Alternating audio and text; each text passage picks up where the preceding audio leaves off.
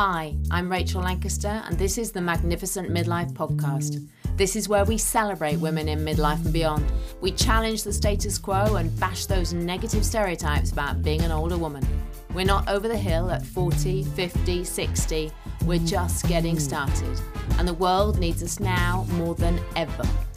I'll be talking all things midlife, about issues that matter, and sharing fabulous stories of amazing women doing very cool stuff. Now's our time.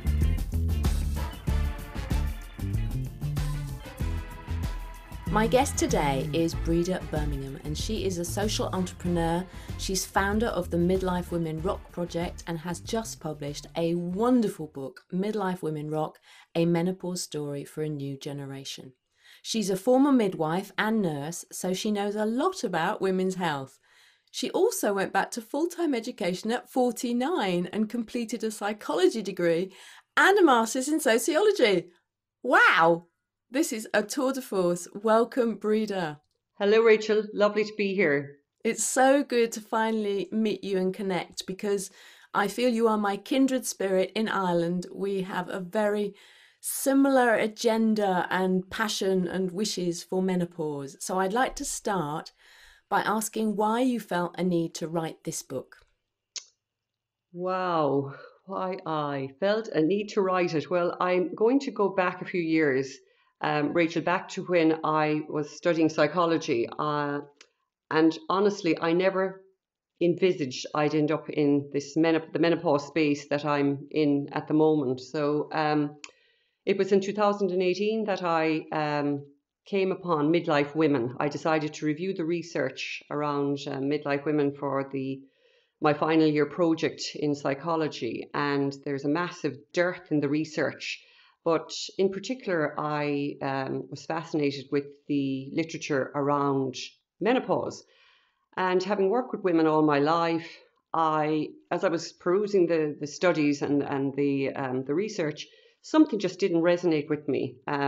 It was overwhelmingly negative, and I just wondered something's not right here. You know, for years I've worked with women across the demographic divide in the public sector and private sector and hospital and community-based nursing, and my overarching belief in working with women is that challenges come up all of the time. I think in all of our lives, with the right information, and knowledge and education, we overcome. So what was so different about this menopause? So that's what started my journey. And I went from there then to dig further. I became like a detective investigating what the heck has gone on here. And I did a sociology master's. I opted to go into sociology because I was interested in the cultural and the societal story around menopause. And while I was doing my master's, I was researching menopause, and I did 20 in-depth interviews with women here in Ireland on their understandings and experiences of menopause, along with I'd set up the Midlife Women Rock Cafe. So I was meeting women monthly and listening to their stories. And I'm really interested in women's lived experience. So the stories were extremely powerful. And I just felt, having listened to the stories last year, I knew in my heart that I had to write this book and let women's voices come to the fore. And it's the women's voices in here in my book that I believe is the most powerful part of the book. So, and it's the transformation once information and education is provided. And also, I think the power of community, how women can help each other during this stage of life. And I look at when my own children were young, as I worked as a midwife, the breastfeeding support groups were powerful. Mother and toddler groups were powerful. And here in menopause, I feel women would benefit massively from having the support of other women in a safe space. I'd say the cafes, the Midlife Women Rock Cafes, are somewhat similar to Rachel Weese's menopause cafes. I guess the big difference is that I provide information. I do presentations over Zoom. We're on Zoom at the moment due to COVID.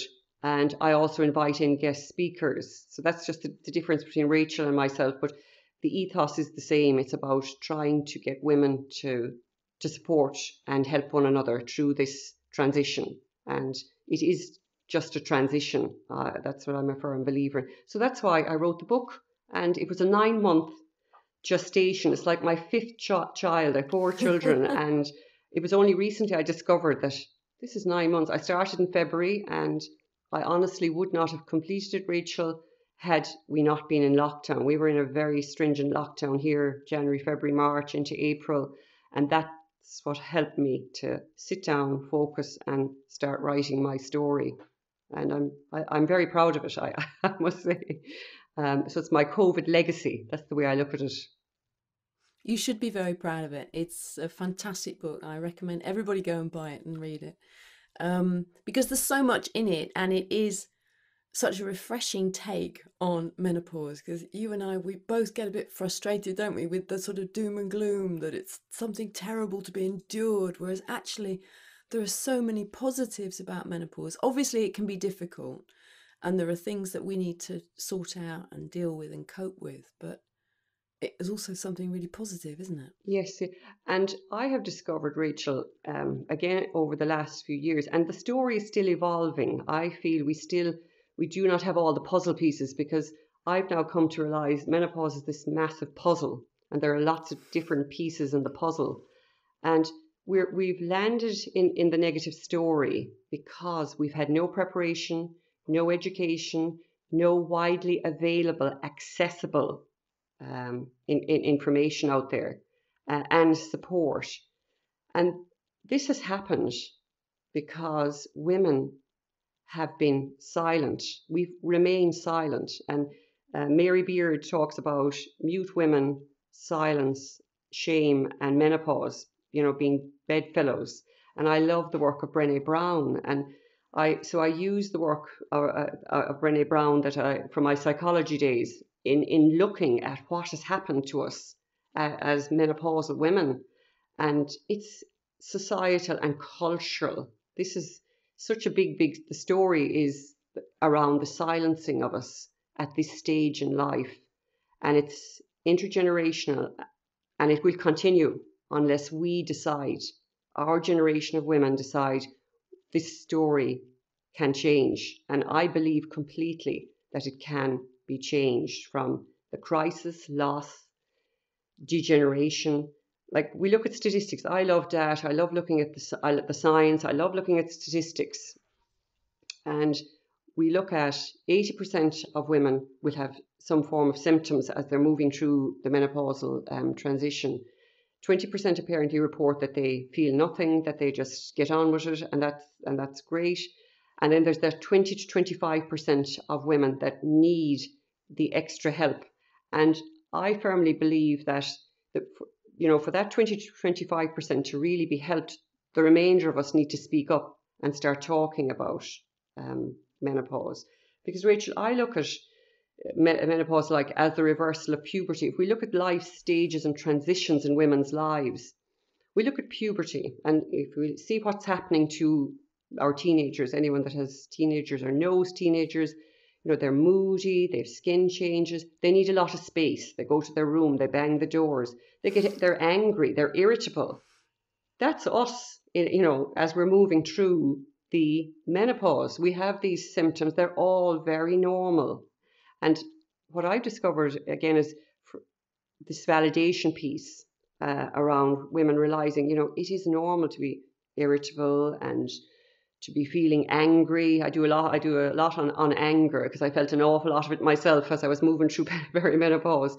But it's the realization, that silence has not helped us women realize what menopause truly is. So I look at puberty, I look at pregnancy, and a certain percentage of women are going to find pregnancy difficult. But the overarching story around pregnancy is not negative. Puberty, a certain percentage of teenagers are going to find the puberty transition difficult. But the overarching story around puberty is not negative. And this is where we need to shift to with menopause. A certain percentage of women are going to find menopause difficult. But the overarching story of menopause should no longer be negative. And that's where I'm moving to with it, because I look at transitions in women's lives, and that's the shift, that menopause is something to in many ways be embraced, but we can't embrace it if we haven't got the knowledge. And it's that knowledge deficit and education deficit that's caused most of the issues. Breeda's now making me cry. If you can see me on camera, I've literally got tears in my eyes. It's not just goosebumps this time, I've got tears in my eyes. I love that analogy. I love the way you've just described it. I've never thought of that before. That is just wonderful. I remember Darcy Steinke, I think it was, talking about how we struggle with things as women, but the overall result is good. Like, so we have an awful time in childbirth, but then we have a baby, and things like that. And I see menopause a bit like that as well, that we may struggle a bit through it, but at the end it's really good. But I love the way you've described that, and I'm literally wiping away tears. Oh, Rachel, I didn't want you to be in tears, but I've thought about this. Happy tears, good tears, happy tears. I've given it a lot of thought, and I've thought about puberty, pregnancy, menopause. These are huge life transitions, and menopause is highly significant. It's been pushed to one side for too long. It's a highly significant transition in our lives, and women need to realise this. But the overarching story around menopause does not need to be negative. For a percentage, it is. They deserve to be supported completely. But for the rest of us, and hang on a second, I put my hand up. I've loads of symptoms, but I becoming a detective, I found the support. But other women are not in the position that I was in, that I was able to go back in and go to books, research papers, that's how I got my information. But it wasn't easy. It wasn't easy to access the information. And there's something wrong there. We deserve as women to have that information. And it's by breaking down that silence, that's how we're going to get the information, Rachel. So why have we been silent? Why has it transpired that, we talk about pregnancy, we talk about childbirth, we talk about puberty, but menopause has been the big taboo? Yeah, it's been a massive taboo, and the taboo is the problem. That's what I've come to discover. It's the taboo has kept us silent, and this taboo is coming from the past. It's systems and structures that have been in place, that have been handed down through the generations, and the taboo is going to continue unless we decide to break it. And taboos are broken down by open conversation and open discourse, and bringing a topic out of the closet, because menopause has been inside in that closet for a long, long time, because we have been shamed. It's all about the shaming of women who reach their post-reproductive years. And that is the real story, I believe. So why the shame? I mean, I know what I think, but what do you think? We're shamed because, for some reason, society believes that women's value is less once our reproductive years are over. And I love Gail Sheedy's book on silent passage, and there's a great a page that she wrote about when she went on the Oprah Winfrey show. This is in the 1990s, and the producer telling her, Dr. Sheedy, it was easier for us to get to find an audience of women to come in and be in the show who had killed their spouses than it was to find women to talk about menopause. This was the 1990s in America. Good grief. And Rachel, then I went investigating further. I was thinking, what the heck is going on in America? American women, they know so much. And then I discovered the work of Dr. Robert Wilson. Oh, I love him. Back in the 1960s, and he was some piece of work when it comes to women. And I guess he started out thinking he was going to help women, but what I was interested was the language he was using, that language of crippled, withered, castrates, you've lost your femininity, you're losing your sexuality, you're becoming a withered prune, your partner is going to leave you. This was the narrative that was peddled back in the 60s. So he wrote a book, didn't he? He did Feminine. Yeah, Feminine Mm. Forever was the book. And that book did a massive injustice to women. And that story that was peddled, and he was the darling of the airwaves across America at the time, in the 60s and 70s. And that shut down women's voices. And the media latched onto that story. And as a result, Oprah couldn't get an audience, imagine, in the 90s, of women to come and speak about menopause, because it was gone into the psyche at that stage by the time the 1990s came, that, oh God, when you get to menopause, there's something, your value is gone, you've lost your sexuality, you've lost your femininity, you're dried up, and you're this word, a crippled castrate, which makes my blood boil. And I guess if I hadn't come into menopause land myself and started investigating, I probably would have believed it, that this is what happens to us, and we're shunted then to one side just when so many women are coming into their prime. Mm-hmm. And this is the sadness of the story, Rachel, to date. Now, we can't change the past, but we have an opportunity to change the future. So many women coming into their prime, and they're leaving work, and they're feeling that, my best years are behind me. And if there's anyone listening to this podcast, that is a complete and utter myth. It's a myth that we've been fed, and it has to change. And the only way we're going to change it is by providing the facts and the proof that it is not true. And we have to also remember that the menopause space and women's voices, in the past, there were very few women's voices. It was male doctors, let's say male professors, that were writing for other doctors. But women's voices or women's perspectives have not really been included in the literature. And that's not just in menopause. So if we look at other areas of life, what's happening at the moment is more and more the realization has come about that women have been left out of history. I mean, I love Caroline Credo's book there on invisible women. There's another one, The Authority Gap, recently written, The Invisible Job. A lovely Irish writer just wrote that book recently about the domestic load and what we carry as women. And then we have Unwell Women, which just came out this year. I just was thinking of that book, and it's on my Kindle, and I haven't read it yet. I started it, but I know that the whole medical history has just been dominated by men. And actually, it's interesting because they've done the same with COVID, with the vaccine, haven't they? That they haven't considered the hormonal impact on women, and they've sort of dismissed that in women's periods, there's been a lot of women who've had problems. I'm not suggesting that it's a long-term issue. I don't believe it is. But that there has been some impact on menstruation, and that doctors didn't really consider that because it wasn't life-threatening. Really? Right. Okay. I haven't read that, and I must look it up actually. Yeah. I think, just to say, it all settles down after a while, just if anyone's getting worried.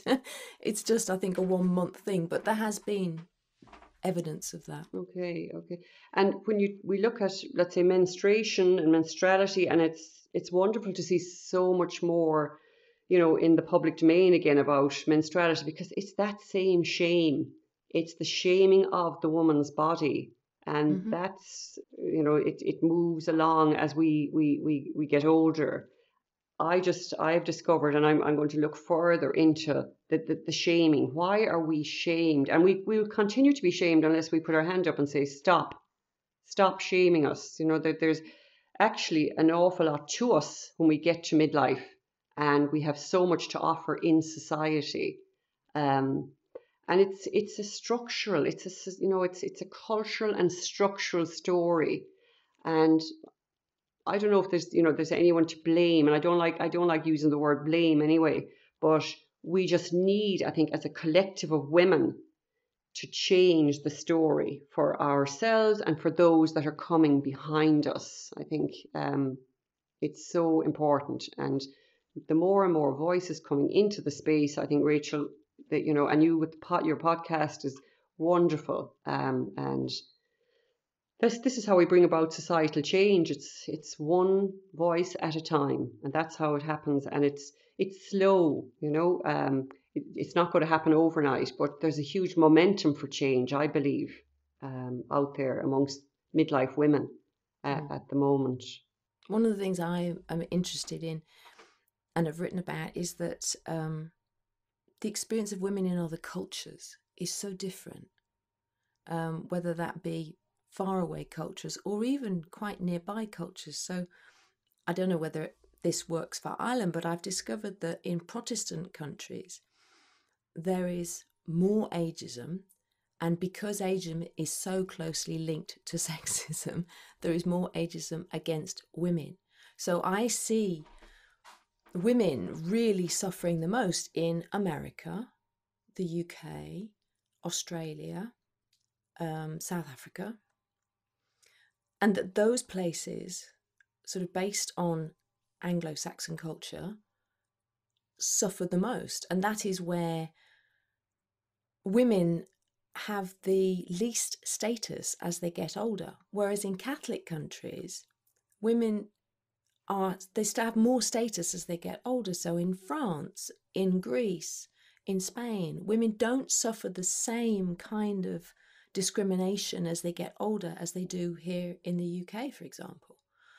And I find this fascinating, and I think I've done some research that it goes back a little bit to the Protestant work ethic in terms of the ageism, but then I believe that the sexism is because we, as you've talked about, we tie a woman's value so closely to her ability to procreate. Yes, yes. And listening to you there, Rich, that's all really fascinating. I feel as women, the bar that we set for ourselves as we age, I think that needs to change. We need to change this culture of, like, as we get older, it's still, the physical body, it's the physical person. And that's where cultural media comes in. It's challenging, the older body. And I love Angela's campaign there, Behind the Woman, changing the face of menopause. She has a magnificent campaign, changing that face. And I loved Kate Winslet recently when she did Mayor of Easton, and she asked, stop airbrushing me, stop filtering me, allow me be and allow me become. And that's where I feel us midlife women, we need to kind of, own who we are, own our wrinkles, own our scars. We've got this massive life experience, and I wouldn't go back to my 20s for anything.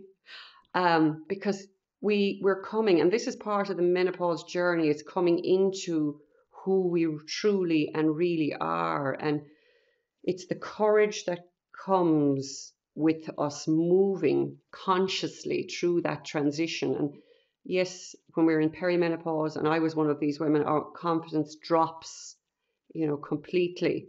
But getting the right supports, you can come back out and across the bridge. I talk to the women I work with about this bridge that's shaky and turbulent, but with the right supports, you get over it. And another key part of this puzzle is doing this inner work, Rachel, investing in ourselves. Boundaries are huge for women, by the time we get to 50, because our generation of women, when we were younger, we were not thought about boundaries or saying no or putting ourselves first, whereas the generations behind us, women, will be different. I think the self-confidence there and that self-esteem level will be different, but our generation, we haven't been taught that. So boundary work, or the joy of being selfish there, somebody wrote that book, I thought was brilliant, and she's super on social media, explaining the difference between boundaries and being selfish. And I think all women would benefit massively from understanding boundaries when we're in our menopausal years. Doing that inner work is so important. And I think, menopause, I describe it as this gift, because we have this time to reevaluate everything, don't we? It's interesting what you talk about, boundaries and generations. My mother at 87, she still feels guilty about sitting down and reading a book on a Saturday morning. I said to her the other day, I said, what are you doing, Mum? Just read your book whenever you like. But she feels she should be cleaning or ironing or something. Even though she lives alone, it's only for her. But just that sitting down and taking time for herself is still a luxury at 87. I'm like, no.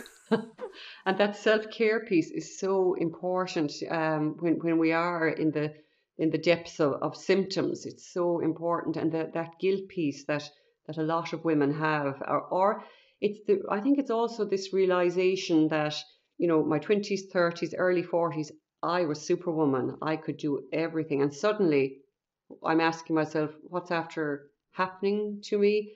And sadly, an awful lot of women blame themselves. They turn it in, and they're blaming themselves that, oh God, I'm not as productive now. And what they need to realize is that this is it's a call for you to prioritize yourself for a while, whether it's 6 months, a year, 2 years, and really, really look after yourselves. And as you and I know, Rachel, the benefits are massive when you do that awareness piece and that kind of a reset piece. They are huge. Talking about your mum, my own mum turns 85 actually next month. And like that, when I was researching and I was asking her and talking to her about menopause, in her day, there was very little said about it. She said nobody talked. You just got on with it. You were considered weak if you put your hand up and said, I need help.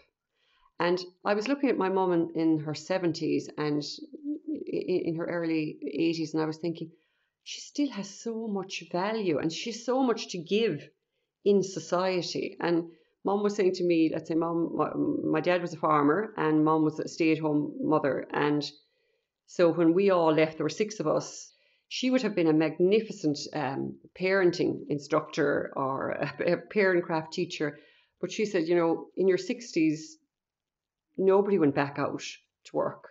It just wasn't the done thing. But there's a generation there of women whose value we've kind of lost. We've lost the magnificent set of skills that they have or that they can impart. But I'm hoping as we move forward that, our value in society will be recognized more, because we do have so much to provide younger generations with, and it is so important. So it's a story, I feel, Rachel, we're just starting.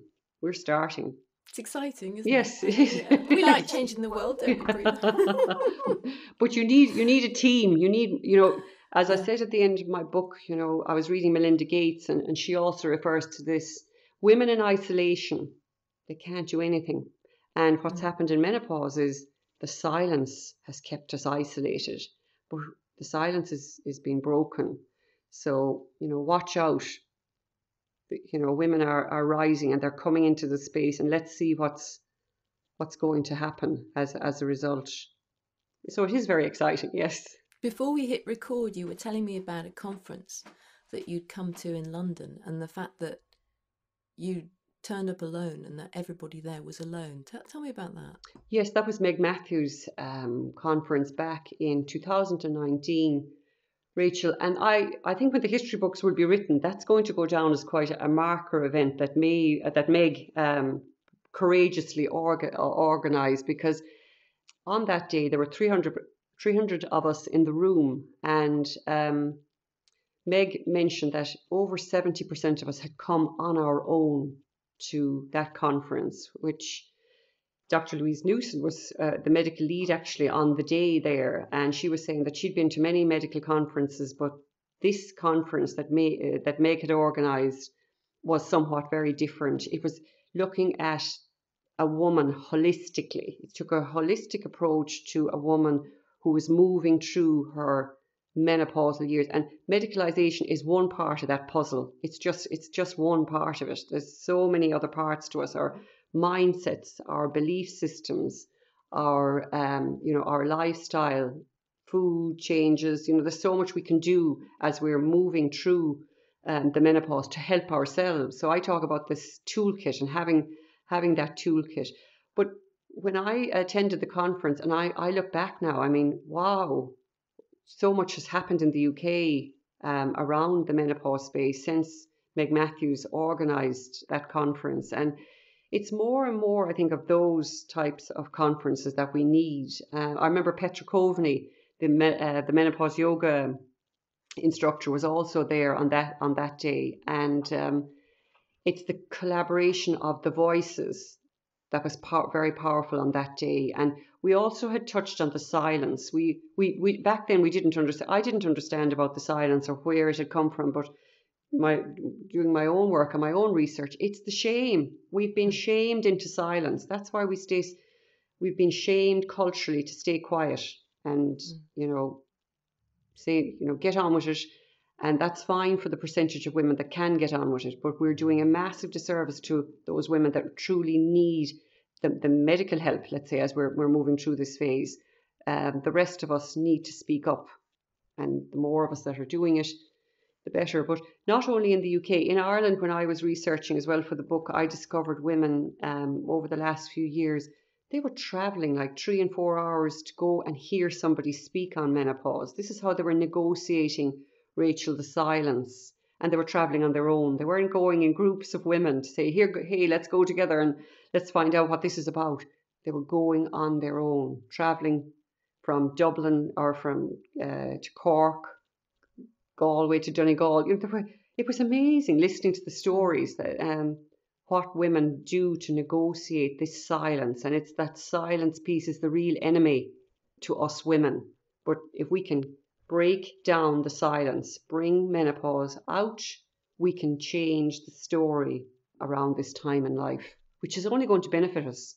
Then we could take it even a little bit further, can't we? And make it about celebrating. So even the women who don't notice it, they can actually recognize what it is and what it means for them in terms of the positive impact on their life. Yes, and there are huge positives. As we emerge on the other side of that bridge, there are huge positives to tap into. But women again need the knowledge. It's about the investment in the self piece in order to access those positives, access to deep creativity. Innate leadership ability. I'm very interested in that one, and that we actually have. And Dorothy Steinke, in her book, she was questioning that. And Monash University in Australia, there's a lot of emerging research there in the last few years. Again, looking at what has happened. Why is it so negative? And I loved also the work of Vanessa Beck and Joe Brewis. Their names came up when I was researching as well from the UK on the anger around why we have stayed quiet and why has it been hidden in society. There's a massive injustice to us. And it's still negative for women to be angry. But actually, if we channel our anger positively, then that can be a huge positive force for change in the world. Exactly right. And that is what's happening in with a lot of the women like yourself that I'm meeting. It's the anger that's driving them. Vanessa Beck, Joe Brewis, the anger at what has happened to us. And that's actually motivates me as well, that there's an injustice here. I'm going to write a book, and that's my legacy towards the menopause story. And more and more of us are needed. And I think that's the personal responsibility I think women need to take. When I look back to 2 years ago, I could have probably I could have stayed on the fence. And I've spoken about this to a lot of my friends, how we sit on the fence, women. We see things happening around us, but we say, look, somebody else will do it, or somebody else will deal with that.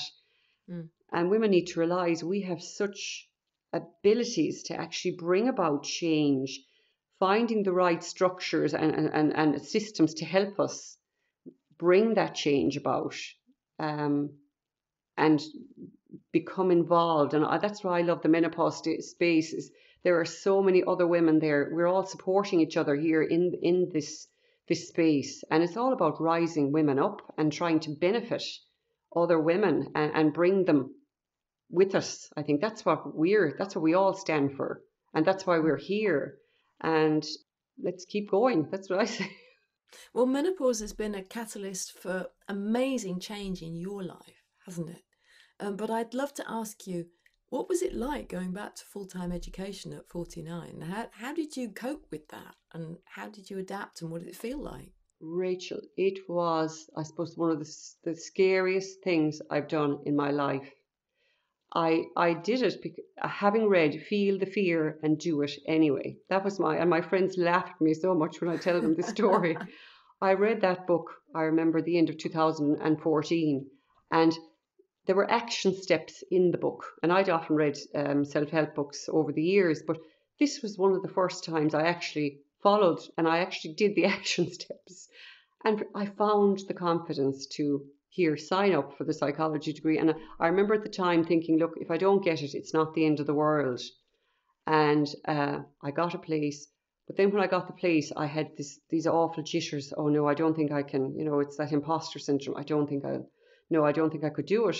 And I remember the first day walking into to college, and oh my God, I was so frightened. Number one, going back into a system. Would I be able to cope? Would I be able to manage the study? I would be sitting inside in college with all these younger people. So that was another issue. But by Christmas, by the end of the first term, I had realized, hey, I can do this. And that was the support of other mature students, because in psychology, there were quite a number of others that had returned. And the lecturers here in Waterford Institute of Technology, where I was studying, they were absolutely fantastic. So once I got over the hurdles of the fear, and found that courage, and it was like semester to semester. That's how I managed it. So for any woman thinking about it, and I've met actually in the work I'm doing, I've met quite a number of women who have gone back are doing courses, they've changed career paths, and it's that courage piece and the belief system in ourselves. So over the last 5-6 years, I believe an awful lot more in myself and my own ability, which I did not have before I went back to study. It's fantastic. I just think it's brilliant. Thank you. I have to write a book about going back into full-time education at 49. It's brilliant. And then you went and did a master's after that, didn't you? Crikey. Yeah, I did the master's, in sociology. I'm more interested, in the lived experience and societal structure rather than psychology is more individual. So I'm more in the group think and the group dynamics. That's where. And a lot of my fellow students then were going off doing their PhDs, but that's not my calling. I was catapulted this way into to menopause, and I mean some of them laugh that this is the track because they're all inside now doing their PhD. But I said no, that's not where I'm going. But Rachel, I think with the work I do with women, I often say when we're sitting down in sessions or in groups, I say, picture yourself in the rocking chair at 90. I like this analogy because somebody said it to me about 10 years ago. When and you're looking back on your life, and if you knew you were going to live until you're 90, what would you do different in your 40s or 50s? And I just love that analogy. And it's amazing when people go away, think about it, write about it. I love the journaling as we're moving through the perimenopause, menopausal years. It's your mindset. Your mindset changes, and I mean our thoughts really do have a massive impact on our cellular metabolism. And another individual that I loved when I was studying psychology was the neuroscientist Michael Mesnerick, who has done a lot of research on the brain and the aging brain. And the 55-year-old brain can be as sharp as the 25-year-old brain.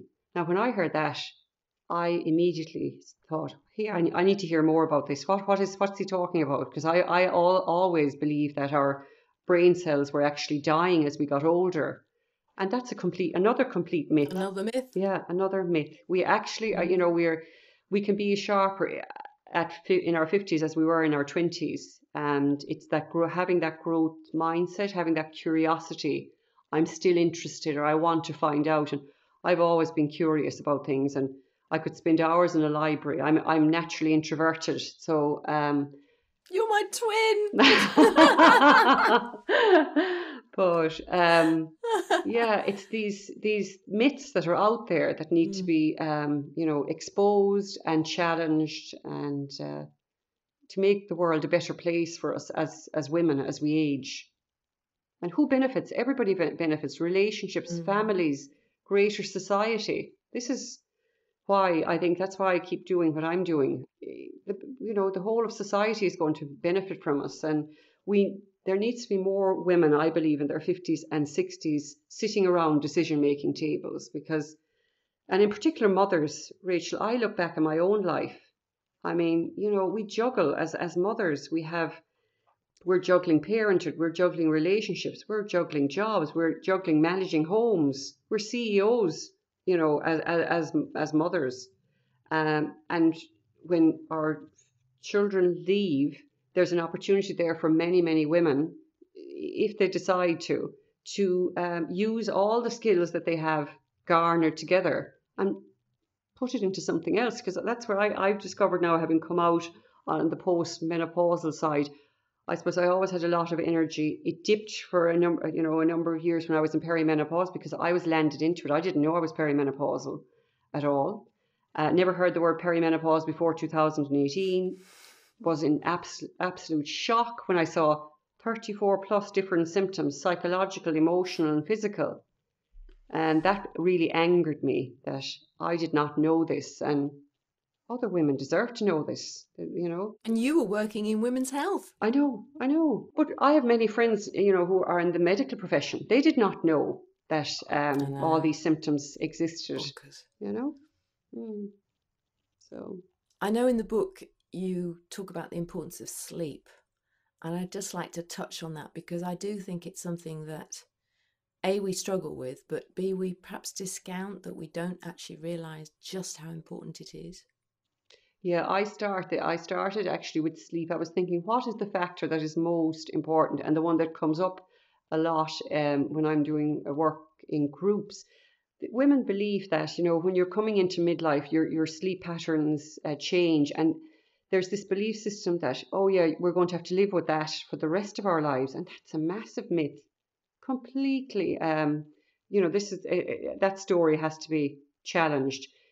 And we deserve to be supported around sleep. And the first thing that people do when they're not sleeping maybe is maybe go to their GP, and they're maybe prescribed a sleeping tablet. But when you look at sleep and you look at the physiology of sleep, the psychology of sleep, the science of sleep, it's so much bigger. There's so many little things that we can do. And that's why in the book I talk about even changing your bedroom, about what you can do before you go to bed at night.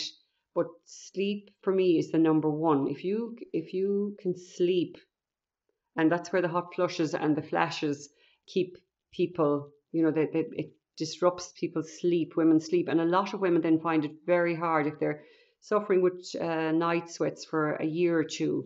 Their pattern has been broken, and they find it very difficult to get back into a pattern. But again, this is about investing in finding out what's going to work for me, because again, like menopause, no two women are going to have the same answer is not going to work for any two women. So luckily I could sleep, Rachel, under a stone. I'm one of these women. I could sleep anywhere. I have three sisters, and one of my sisters is not a good sleeper. She's her bed, she's a special bed, special pillow and everything. But she laughs at me because I often, if we go somewhere, I said, look, I'll sleep. If I have to sleep on the floor, it doesn't bother me when it comes to sleep. But I feel sleep, from listening to so many other women, that if you get your sleep sorted, a lot of other issues around perimenopause will be lessened. The other symptoms will be lessened. Now, I know we've touched on a lot of things, but as we wrap up, I'd love to know, what do you most want women to know? I feel menopause is a story that has not benefited us as we reach our midlife years to date. It has not benefited us. But there's another story within the literature. And that's the work of Professor Sharon McQuaid. She talks about it, about menopause being this quintessential biopsychosocial experience. It is both a crisis and an opportunity. And I am looking at the opportunities. There are huge opportunities within the menopausal story, and these have been overshadowed. So I want women to know that in 2021, there's a new story that needs to be brought into the public domain around menopause. And this story is going to benefit women immensely. And that's my final word. Thank you for listening to this episode of the Magnificent Midlife Podcast. If you enjoyed it, please subscribe or follow, share it, and I'd love a 5-star review. It really helps other listeners find the podcast. You can find out more information about this episode in the show notes at magnificentmidlife.com. That's also where you can access one-to-one mentoring with me, my membership program, and other resources to help make your midlife magnificent. Make the most of your next chapter. Help me change the world, one magnificent midlife woman at a time.